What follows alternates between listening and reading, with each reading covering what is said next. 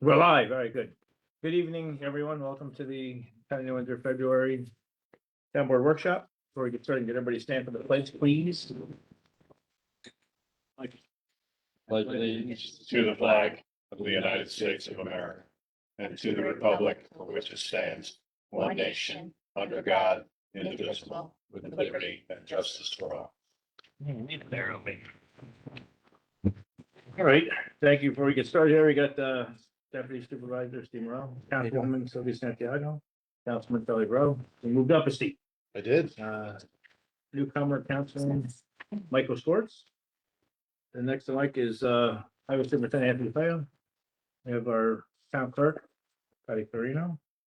See, we're attached is in the audience here, Susan Scheibel, our town attorney Dave Zagon, our police chief Danny Valeri, and on our keyboard is Danielle. All right. So the first item on the agenda is this Banta Hotel pilot agreement. So I was kind of hoping, I think everybody should have this in your packet. I was kind of hoping that we were going to have the agreement done.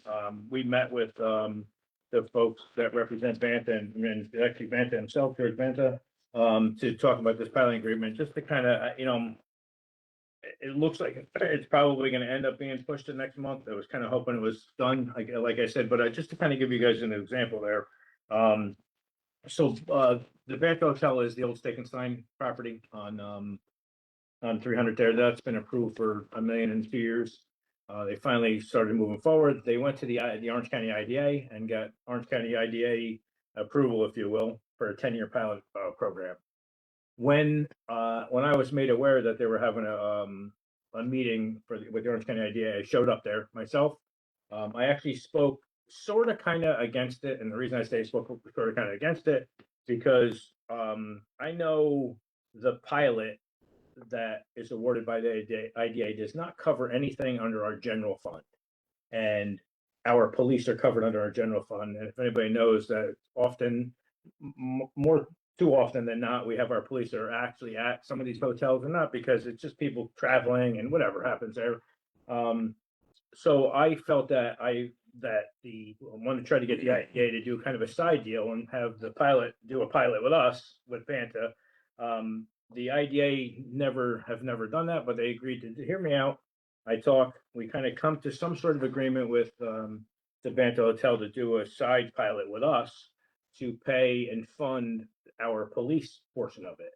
So if you look at the sheet I gave you, if I didn't go up there, if you will, we'll just say the first part of the pilot would have been that $3,710 would actually been the payment towards the police portion of the general fund.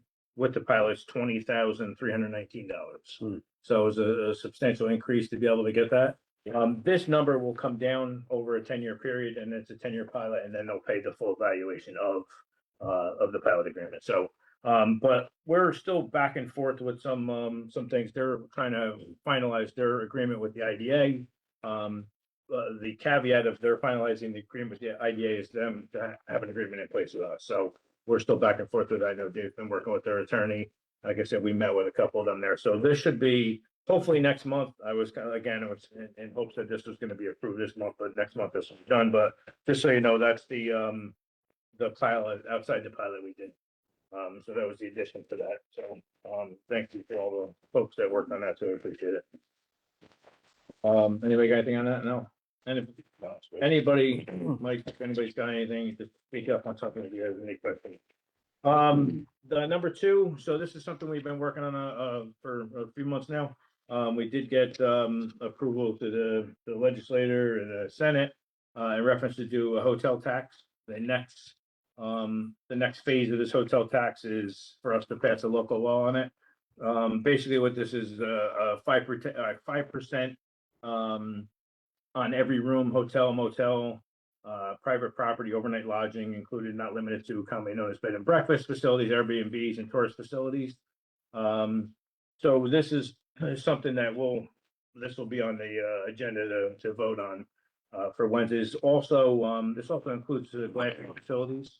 I know Dave did some research on how many VRBOs are on Airbnbs. I don't know if we got an exact number, but we know there are a bunch. It's going to be done through our comptroller's office. I was kind of felt bad giving it to her because it's gonna be some work, but it's revenue and she's revenue driven, so it's just like I am. So she was kind of okay with doing it.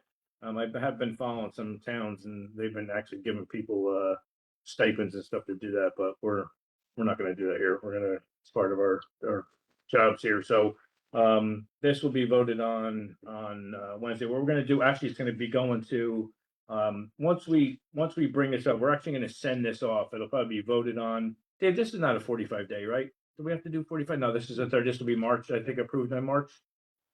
Technically, so what we're gonna do is once this is approved by us, I'm gonna send this off to every hotel, motel in town. We're gonna give them a heads up that this is coming. Just so they're aware of what the impact is gonna be. Again, it's revenue for us. I know the town of Newburgh does it. Walk Hill, a few of them do the Cornwall's in the middle of writing there, so they should have theirs. I would imagine up and running soon, but this will hopefully be kicked in, and then we'll be good with it. So how do we notify like Airbnb? It's like, do you contact the corporate office? Because like, how do you know who subscribes and So, registers with them, I right? think rental stuff, we looked it up, right? Didn't you just we looked up like Airbnb, how they're registered on them, right? And VRBOs and stuff, right? Yes. So it's gonna be a complicated thing. We're gonna find them. It's not Yeah. always easy to figure out. Right. Who, is actually the owner of the property that's renting out their Airbnb, because you've got to book the room sometimes before you're able to see the address. But a number of them I did forget. So yeah, it's gonna be a work in progress. It's not gonna be, Sure. I know that Ken Newberg does it. I tried to get some ideas on where they're at with it, but it's I think they're still dabbling with it too, as far as the hotels I think are gonna be fairly easier for us, obviously. Mhm. But the Airbnbs, I think as we come across it, whether it be our building department comes across them, we often get complaints in summer times. There's 50 people at a pool party, come to find out it's an Airbnb. We'll throw that on the list. So it's gonna be a work in progress. I think what we're gonna do is we're gonna pass the law and we're gonna send this out to these folks. I know we want to start it right away and I don't want to say retro, but we want to give the hotels and motels time to wrap their heads around it here to, get their feet on the ground, how we're gonna work with them. But there is actually documents that these folks got to fill out and do quarterly with the controls office. So So what they do in the town of Newburgh is you have to have you pull a building permit to do it. yeah, And then there's an inspection of the house. right. And of course, That's if how anything, they track it. if anything Yeah, pops that's for all. Where's the? a finished basement, any of that gets hit and you get that. So I So if don't it's all legit, if they get their permit, right? You got to get a fee on that, A whatever. permit for an Airbnb, you mean, or Like just like any permit? Yeah, like an Airbnb Yeah, for because I don't that. think we even have Airbnbs, right? We don't govern them technically. We don't have a law that governs that. That They're would not prevent allowed to somebody have from them. still registering with Airbnb, right? Yeah, They right. don't- Yeah. Yeah, we don't. It's like a transient rental. It's not even Airbnb, it's transient rentals. That way you cover it. And then what happens is if somebody has a violation, say, whatever, pool, whatever, they get called by the police, they come and now they get that ticket, They they get a gotta- bunch. they So gotta now go, they got, yeah. they got Yeah, a it's stack like of stuff that goes Under in. we'll call it the hotel motel, any facility or portion therefore consisting of rentable living space or spaces, units which provide lodging on an overnight basis, including but not limited to facilities designated as commonly known as hotels, motels, bed and breakfast facilities, Airbnbs, VRBO facilities, and short-term rental, vacation rental, or tourist and or glamping facilities. So the Bloomingdale Farms, and if they put in 80 glamping sites out there, we're gonna, we'll have to, that'll be another source of us. I mean, it's revenue. Them. It is. I mean, it's a, like I said, a 5% fee. Quite frankly, I believe this is just going to be a pass through from the hotel motel through to their customer. Honestly, Yeah. They have to pay 5%. They jack the room up that percentage, and that's a pass through. That's who's paying for it. So Yeah, for every $100 it's $5. Right? Yeah. So yeah. not that bad. So that's that'll be on the agenda. That'll be approved in February, and then like I said, we're going to push it out to these folks and give them a little time to move on for that. So the next thing on the agenda here is, so I've been working, and Daniel, we're gonna get a little fancy here tonight. We got a couple of things. So this is the Little Falls Park walking trail. So I've been dealing with us through the Recreation Department, Orange Environment, Scenic Hudson, and Quistake Creek Greenlight. So down at Little Falls Park, and what I'm doing is I'm sharing actually the screen on here on the computer. If you see that Little Falls Park, the section block a lot, and I have it here for you guys to look at too if you want, as well on paper. This the 9115 55.23. It's a 32.40 acre parcel of town property. If you look from the left, in the left corner, about halfway up, you'll see that our parcel goes into Richetti Road to there. And then it loops back around and got Little Falls Pond there. And then you got a little, we'll call it a road in between that. And then another pond. And that loops down and it kind of goes off screen there, but where you can see the box of us in that picture there to the right of that, it actually loops out into Walsh Road, our property, the acreage. At the end of Bradford, if you look at the bottom there, the middle where just below the 9-155-23, there's a little parking spot there that goes off to the left. We'll call it a trailhead, what you will. I've been in kind of talks with. There's a bigger picture here. The Custake Creek Greenway, Scenic Hudson, Orange Environment. They've been trying for years and years, 10, 15 years now, to do a greenway or a walking path from the Hudson River through Plotkin's property on a river, come up through American Felt Filter, kind of go your way along Walsh, the creek there under Diamond Candle Creek, hit our property here. You can go underneath the trestle there and go behind the Mullins, we'll call it, where you go through the medical arts place and you come out into Newburgh, go through Crystal Lake and go that way. And it's a kind of big connection with some roads, some woods. They've not gotten very far with their whole, they've been doing a lot of things, but they're not getting, there's nothing established yet. I know we've had some recreation things that we put out to see what attractions people would like recreation wise in New Windsor. And one of the top things was walking trails here in New Windsor. So when they came to us, if you look, there are some pretty defined trails through in the between them. The plan is, so they're looking to actually go out and get a grant for this particular property, to kind of make the trails, put some benches in, make it pretty so people can come down there and walk and yada yada. It's sort of kind of a matching grant. I told them that I would be willing to help them in kind with some employees. We can send some machines down there, mow some grass and stuff like that. I don't know that they're going to apply for the grant this year now, because they kind of thought that I was just going to throw 20 grand at it without it being budgeted, which I can't do. I told them, listen, I'll take care of the paths. I'll make the whole thing up for you, and then you guys can come take a look at it. We go from there. So the goal this year is you see the path that goes in between them, where it loops to the right. The goal is to make that path all the way down and come out on the Walsh. That at some point, when they ever finish that bridge, just to the left of that bridge on Walsh, there's a dam there called the Walsh Road Dam, and that's going to be brought up a little bit. And here, that's going to be removed. And then east of that, on the other side of Walsh, is called the Holden Dam, and that's going to be removed too. And they're taking them out basically for the aquatic life to make its way up from the Hudson to our pond, I guess here. So my plan is with some in-kind services. If you can see, there's a couple businesses that up on the west side of that, if you will, and towards the north, that border. I spoke to them. They're willing to help out with clearing some of these paths with not costing the taxpayers any money, and make a nice little, my wish is to make it not only a nice little walking path, but a nice little place for people to bring their kids down to go fishing too. We're going to, want to clean up the banks there and all this stuff. The Custake Creek folks want to kind of give a little class on our people to watch what tree you cut down and what weed you pull out. They're all somewhat special in their own way. So this is going to be a work in progress. You're going to start seeing probably in the spring that we're going to start going down there and poking around a little bit. And away we go. So I just want to see where we're at. Yeah.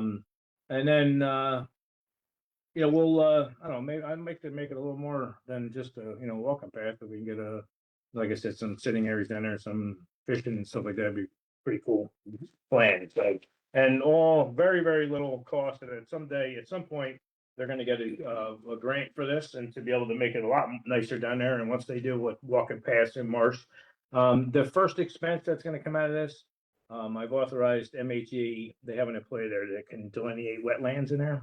That's about almost $4,000 for them to come in and actually delineate all the wetlands, the parts that we can't touch.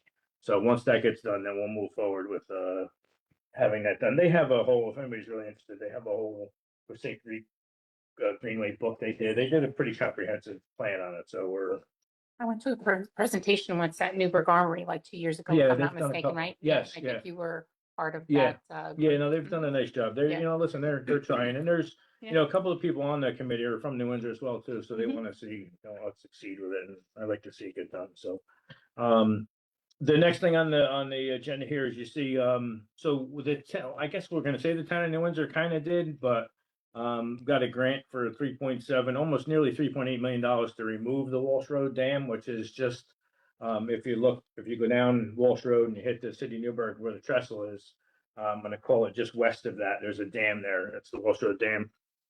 We actually supported Riverkeeper, and Riverkeeper actually is the one that put in for this grant.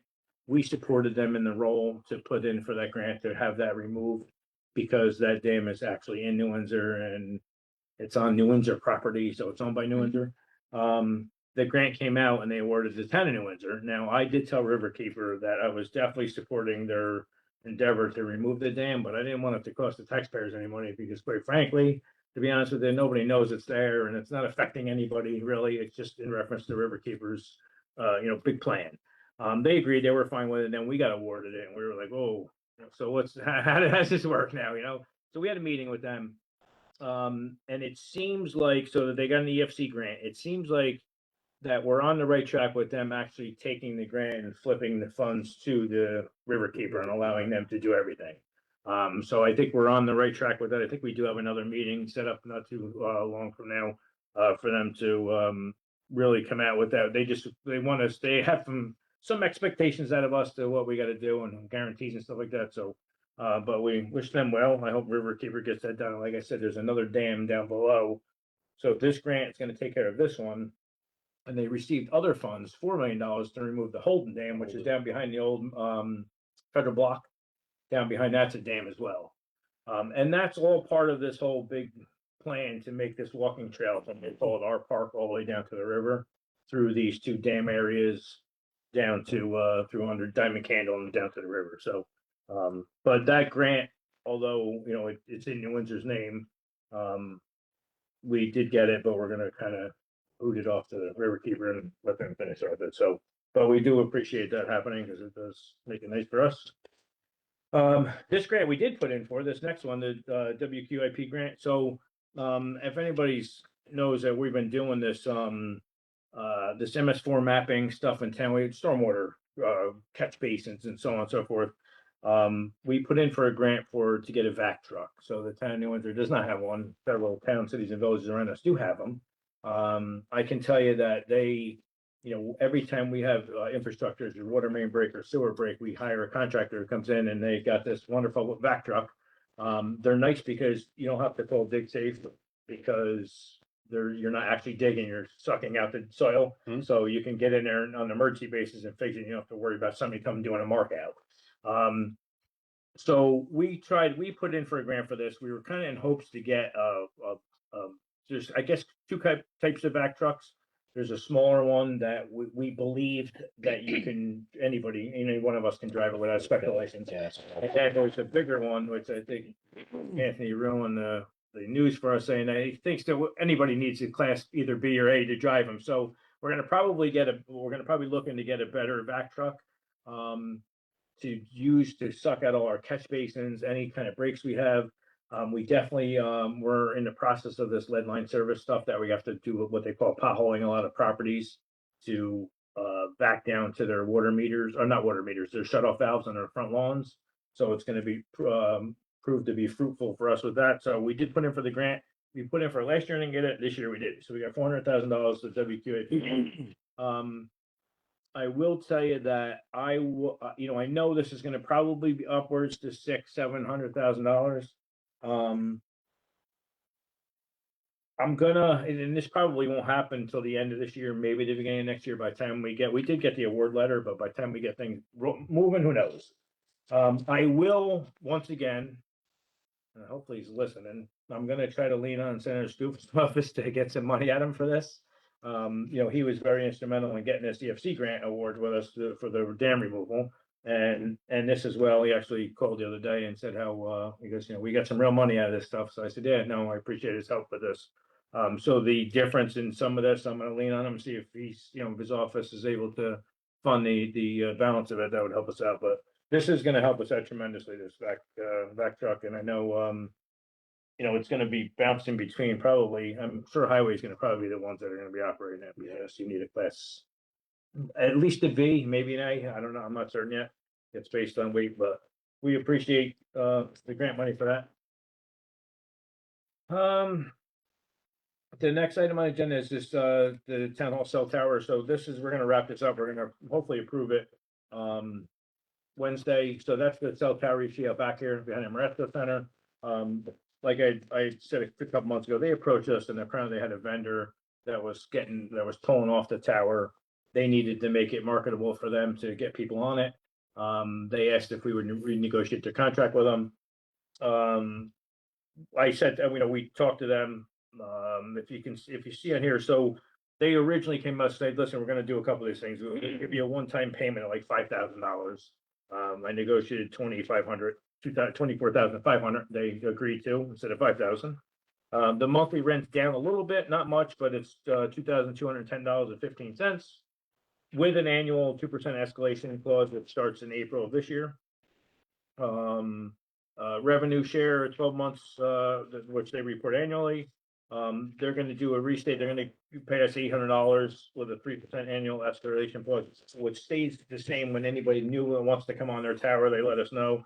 And then they're just gonna give us the terms written down, how long the terms for. So we're gonna vote on, we've had, this cell tower's been up here for several years already.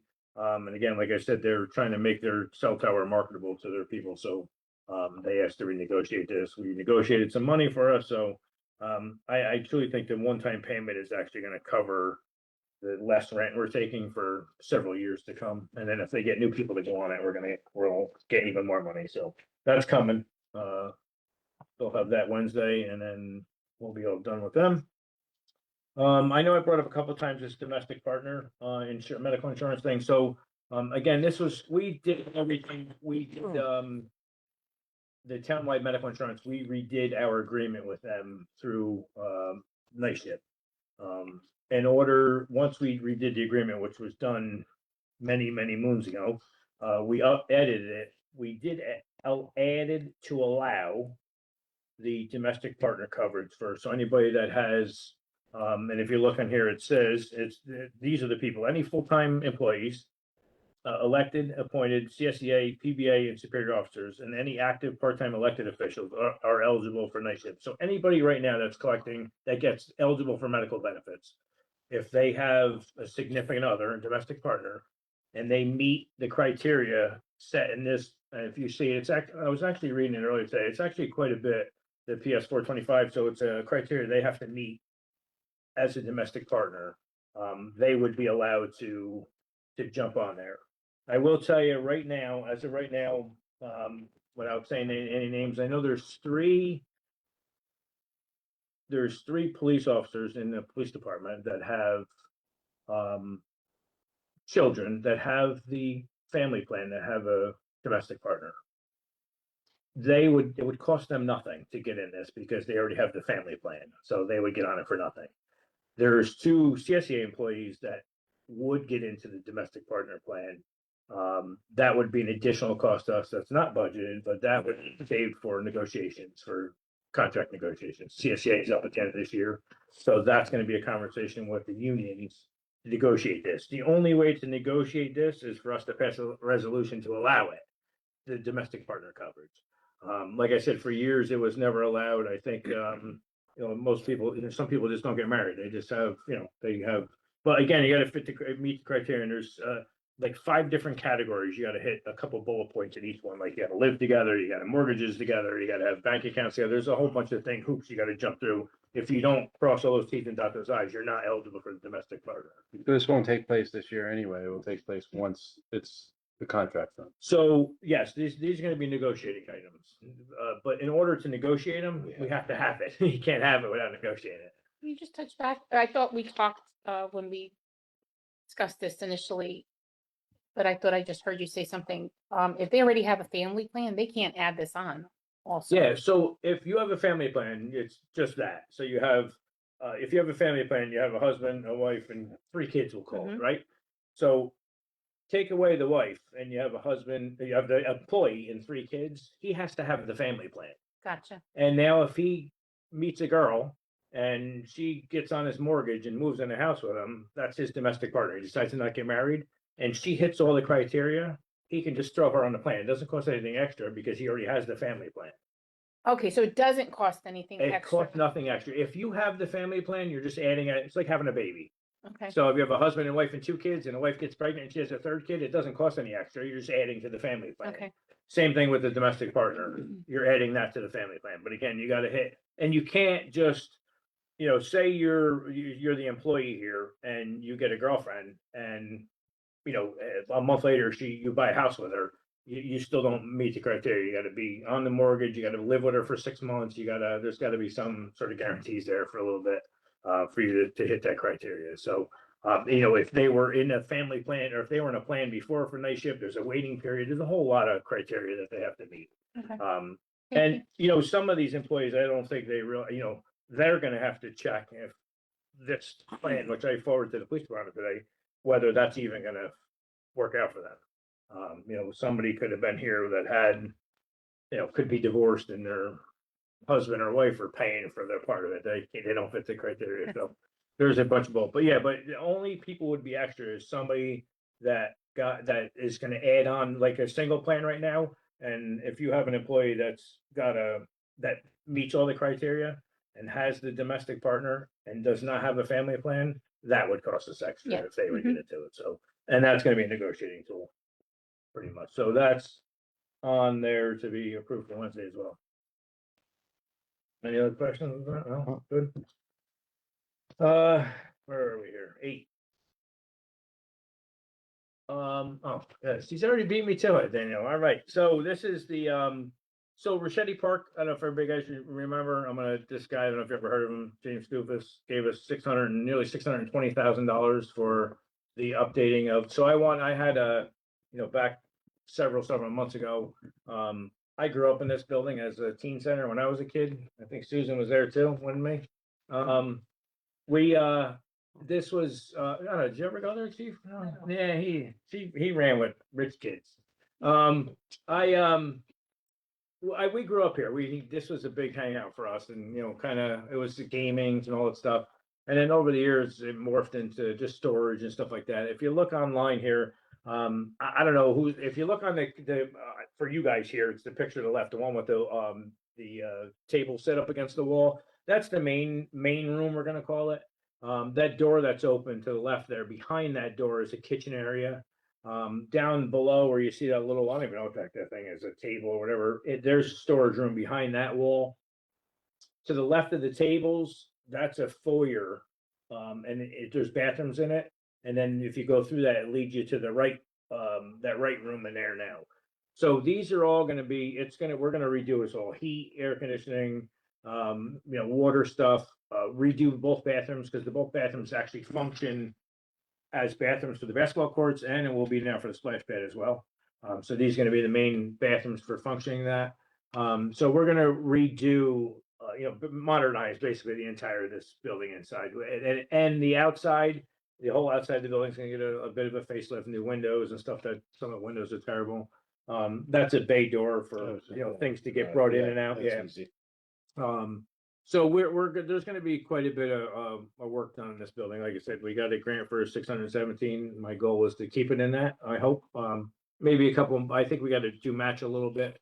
At the end of the day, if I put $50,000 into a building that, if you were to walk in it a year ago, you would have said, it's gotta come down, so our buildings and grounds guys have brought it back to this, which doesn't look half bad. Summer camps in here, because we have the 2 summer camps here in Christie Babcock. So it's gonna be down for a year for summer camp and stuff, but I think when it's all said and done, the goal is to give these kids something to do. Right now, there's really not much to do in town for kids. We're gonna have games in here, couches, TVs, a whole bunch of stuff for different age kids. The room on the right for our screen is gonna be for younger kids, and the room on the left will be for older age kids. So we're gonna be pretty soon, we're gonna be going out to bid for that. We're gonna advertise for a bid for that. And hopefully, although it's 2 separate projects, we kind of want to do this in tandem. We're gonna do this, redo this, and install a splash pad kind of at the same time in tandem, so we can get this whole park up and running and finished. And then we can go focus on probably Christie Babcock after that. But that was another grant there received from Senator Scoopus. This is just every year. Actually, last couple of years we've been back and forth. we went out with we had emergency one doing our pre-employment physicals and drug testing and doing our random drug testing. And it's just been, according to our John McDonald, our IT guy who kind of administers this and sets up the tests, says it's been a bit of a struggle in emergency one. We've had partners in safety in the past. We changed emergency one because they're in town here. I would like to see us use in town people.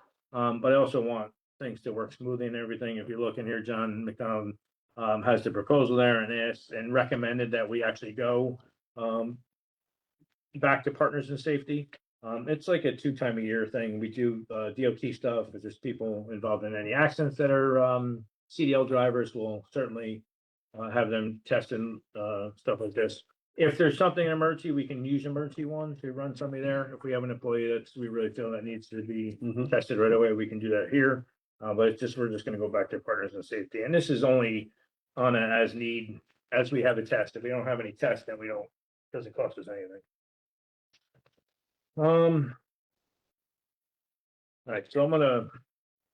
This one's you look at all. I don't know. No, you got to go. Where are you going now? Oh, okay, so everybody can see this table or no?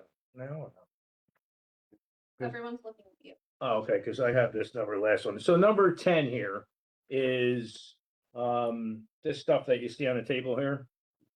We went out for this is to select a planning and design, to select an engineer. It's a really request for qualifications for planning and design of water and sanitary sewer improvements serving the properties adjacent to Stewart Airport and preparation of inflow and infiltration study of sanitary sewage collecting system. Basically, Stewart Airport, we have a lot of work that we got to do out there infrastructure wise and design stuff like that. We were required to, and Dave, you can jump in there and holler at me whenever you want. We were required to go out to an RFQ, request for qualifications based on engineering. So we went out.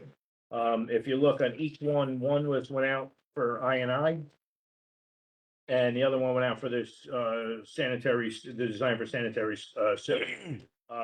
If you look at actually both each one of them, and based on the numbers, how Dave put them together, they each basically came in. Collier's engineering came in, design came in number 1, we'll call it, and MHE came in as number 2. And then there's the Boswell for the sanitary sewer improvement serving came in 3, CT Mail, and then Dunn, MJ Engineering. And then if you look at the I&I, it's MJ Engineering. So I didn't know. I was gonna say they weren't in any particular Oh. order. Yeah. Just Sorry, go ahead. how I reviewed this. So these are actually people that put in for these. These were simply requests for qualifications. If you look at each one, they each have an hourly rate for their principal or their apprentice or whatever you want to call it. They're all fairly close, like really close to one another. Like not nothing that stood out that jumped out was like, hey, we got to go with this one. I will tell you, and I was talking to David about this earlier, that being that they were fairly close, I will tell you, and I said right away, and before I even spoke to, really kind of got in with it, Dave, I'm like, for me, I think it was kind of an easy decision because not only does MHE have an institutional knowledge of all of what's going on here in town, they've done quite a bit of work already out there as far as, requests that I've had for years to kind of lay out Stewart Airport's water and sewer and look for I&I stuff. And I mean, if you look at this map here, it's something that's been going on for months and months and months now. I mean, prior to us even going out for this. So, I will tell you that just MHE's, the work they got into to all of this infrastructure, the knowledge they have on, they've designed half of the infrastructure, some of the pump stations out there. For me, I think it was an easy enough pick to say, as far as they're all qualified. I mean, every one of these engineering firms are obviously qualified to do it. They're all very, very close to money, but I will tell you, I truly believe that MHE can probably do most of this work in a third of the time because of a lot of work is done already and their knowledge and how familiar of the projects they are with them out there. So, this is something that we obviously as a board have to choose. If you guys have any questions, this will be on the agenda Wednesday to vote on. As you see, all the packets are here. You have memos from our attorney's office And, some, I don't know, just his, take on how it is, although it's our decision. It's something I think that, since we work so well with MHE and they have all this knowledge under me, for me, it's, I think it's an easy pick, if you will, but I don't know if anybody has any questions on, or thoughts or ideas or concerns or, again, we have all of the documents here that we received that we opened up, from MEP, from all the engineers that we received that day. Actually, I never got to watch the video. Everybody said it was kind of, the video you open and all them. Oh, a lot of people. Yeah. I watch paint dry, it was more Yeah, fun. exactly. So sometimes they're comical up there. I'm sorry, He wouldn't use the scissors. but yeah. So if anybody has any questions or anything, it's, if you guys want to circle back to me tomorrow, if you got some concerns or something that something that picks up on you that you don't like or everything now. By all Main means. thing is, in the long run, it would be cheaper to go to MH. My opinion, and the reason I say is my opinion, because they're all very close to money wise. I just truly feel that MHE can complete any one of these tasks in a far much faster than the rest. Now, I'm not saying that these folks are not qualified, that they can't do it. Maybe they can do it fast. Maybe they put 25 people on, I don't know. But I just think MHE has so much work done on it already. And for them, these folks are definitely certainly gonna have to come in here and say, hey, what's this and what's that? Can we look at maps? Can we do this? MHE has all that at their hand. And I just think we'd be going backwards if you asked me to go out if we didn't. So, but again, we have everything here. If you want more of a legal explanation, you can come in and speak to the attorney here, or if you have anything else. Everybody good with that or no? Mm-hmm. So I do have a couple of things. I'm sorry that there was some agenda. Of course, I think I always do this, right? There's always some things that I just didn't either have time to put on the agenda or just didn't put on the agenda. First, I do really want to thank, all the town employees, specifically the highway employees, Anthony and your guys, buildings and grounds guys. I'm telling you, we had one hell of a storm we haven't had in a long time. And I've heard nothing but like good things about this town. Believe me, I've had a couple of people, I've been in some stores and like, oh my God, New Windsor's awesome. I said, yeah, I've been out plowing for hours now. So, but they, we really, for the couple complaints you get with 30,000 people and another 10,000 passing through, I think we did a great job. Like I said, highway guys were here for quite a bit of time. Buildings and grounds guys had our IT people either watching computers or comments and reporting back to us. They're monitoring warming stations, doing text messages and posts. The police department, they had extra guys in. So I will say I'm beyond proud of our employees here, no matter how we handled this storm. We did have a couple of pre-storm meetings. We kind of were all up on point with this, and yeah, I would say we were prepared. So we did. I know even the county executive kind of used us a bit as an example on one of his meetings. So I do appreciate everybody here in town for that. So that was our meeting thing. I wanted to bring up something with you guys that I don't know what your thoughts on it, and maybe think about it, and we can do. So I was called by a DEC attorney like a month ago, and just recently the city of Newburgh requested that the DEC and the New York City DEP put on basically a PFAS clinic or conversation for the city residents. The turnout was about 50-ish people. I know probably the cold weather and stuff kept people away. Well, I was called by the attorney to say, listen, we're putting this on for the city of Newburgh. I don't want New Windsor to feel slighted or think that we don't care about you guys or your concerns. So I had actually called her today, Kelly Totoro, and asked her, how things went, and asked her if she would put some sort of informational meeting together for the town of New Windsor as well. She said it did. That meeting there more into like what are you doing for the airport cleanup rather than is your order safe, and so she's going to get with Kelly Totoro from the DC is going to get with her people and the DEP, give me a date in the spring. I think we're going to offer it to the town of Newburgh if they want, because we do share water back and forth when we have to run interconnects and stuff like that. I'll offer it to City of Newburgh, and if they feel that they didn't have enough people come in, or maybe it's a little warmer weather, we do it in a community center, to get them to come in and do an informational session here about New Windsor's drinking water, if you will. And it's anybody's got any concerns, we can explain things about well water versus aqueduct water. And go from there. So I'm not, if anybody has any objections to us doing that, more of an informational thing, I think the more we educate our people, the better off we are. Absolutely. So I think it'll be a good thing if we can, just get this out to these folks, and we will do that. So that's coming. The ambulance corps is good. I don't know if anybody saw, I got an email, I think I forwarded it to you folks. I got a, email from the town of Chester. So if anybody's seen the hot topic of this ice center that they're looking to put in Chester, the town of Chester supervisor sent me a actually sent an email to everybody in the county asking us to sign, or if we'd be willing to sign off on or sign into a letter that they're gonna send, to object to the ice facility in Chester.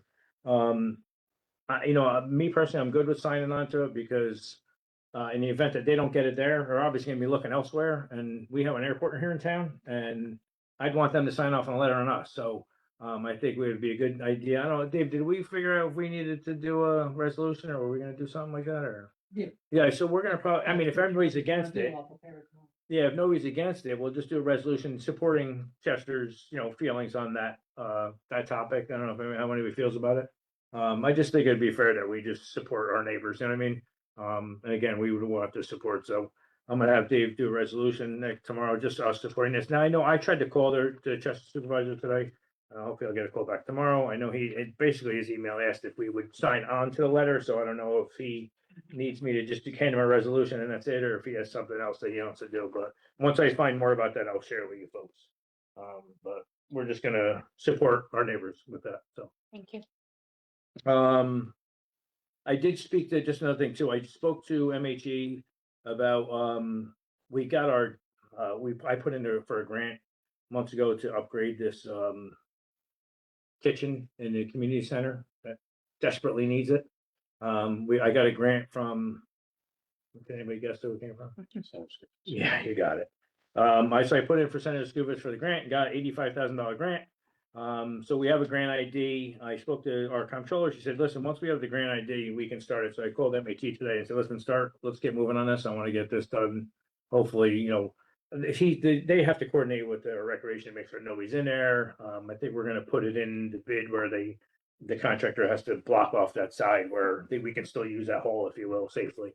And then, I said, we're gonna do the demo ourselves. We're gonna demo the kitchen, which will not take these buildings and grounds guys long. And then we'll have all the stuff on hand here so the guy can get in there hopefully in a couple weeks and be done with it. Do we know when they plan on? We building? don't know yet. No, it's all gonna be, we have to go out to bid for it. They have to write kind of specs on how, so I told them strip the demo out, because we can do the demo. That demo is gonna add so much more money when I can do it for $12. So I said, we'll do the demo, but we're gonna have to get with the recreation to make sure there's no conflicts of any I was sort. gonna say, yeah, I was gonna say, we know the seniors use it, Yeah, and then I think there's a class that's there, and also any rentals, right? That's yeah, the key. so we're gonna try to narrow it down the best we can to do a couple weeks. If we gotta put the seniors someplace, I'm sure we can lean on either fire department. I think they'll help us out. And we'll be able to get some place through if we need Yeah, them. We thank you. won't leave the seniors out to dry, so. But yeah, so that's gonna start soon. I'll be interested in getting that done. I'll be excited. And after that, I'm gonna try to hit the Marasco Center kitchen, and I think our senior places will be, But we're didn't they gonna just get a new stovetop or something, right? downstairs there in the community center. In the community center. The Marasco Center, we're Oh, gonna okay. try to, we put in for CDBG money, but we knew we weren't gonna get it because we got a ton of money for the sewer plant. So Gotcha. next year we'll put in for that again, or the end of mid this year. So we'll try that. One more thing in closing. So I had actually spoke to the chief today. And I just felt that it was probably a good idea. I know it's a town board meeting, but I think it would be a good idea to get the word out and, kind of lean on the public for some help here. So back on the 21st of, and are you sharing the screen? Yeah, if you could. So back on the 21st of January, this gentleman here went missing. Diego Santa Cruz walked out of, I got some bullet points. Did you want me to do this, Chief, or you wanna? Up to you. Yeah, if you wanna hop up on a chair here and you can talk a little bit about it. So, Mr. Santa Cruz left his residence. I'm gonna have the chief kind of talk a little bit. So we're actually trying to kind of gonna give everybody some ideas where we're at with it. I know there's some people thinking, New Windsor has, believe me when I tell you, cause I'm kind of got my nose poked in it too. New Windsor's been doing their very, very best to try to, find this gentleman here. And I'm trying to, see what we can do to help them. And now maybe we're gonna lean out to the public a little. A lot of people watch these, meetings and share them, so hopefully we can get this words out though. So Chief, you wanna give us a little update on this or? Yeah, so we've put some things out on social media in the past. Some of the residents may already be aware of this. We've had some responses and comments on it. As you said, Mr. Santa Cruz was last seen on January 21st at about 11, just before 11:30 in the morning. He left his residence in Oakwood Terrace. We had him on camera there, walking out of the complex. The last place we had him on camera was a couple doors down by the State Farm building there. You have that? I do. Danielle? And we have a picture of him either both places when he was walking out. We have two different pictures of him, so our Danielle will share that. I'm sorry, go ahead, Chief. Yeah, so, yeah, he was walking in that easterly direction there. Yeah, and we're just looking for the public's assistance. If you've seen anything, or if you saw Mr. Santa Cruz, or you gave him a ride somewhere, or if you have some of your own security footage that may have captured him in that area, we would love to take a look at that. Just to recap what we have been doing since we received this report. We do know that Mr. Santa Cruz left his residence without his wallet, car keys, cell phone, ID, including his US passport. There was no evidence to suggest that, he was showing any signs of cognitive impairment, no decline, like a dementia situation. We did check immediately the local hospitals. We reached out to the Department of Homeland Security, who, oversees or encompasses the ICE.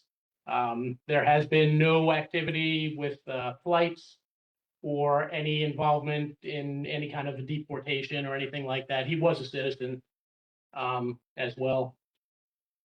There has been no bank activity. We have in our possession both his work and personal cell phones. We have subpoenas in to get the relevant call detail records on those. We did a systematic canvass of the Oakwood Terrace apartment complex. We made contact with somebody in every apartment in the complex. We did a thorough ground search. The police department, we were assisted by the Vailsgate Fire Department and the New Windsor Fire Department.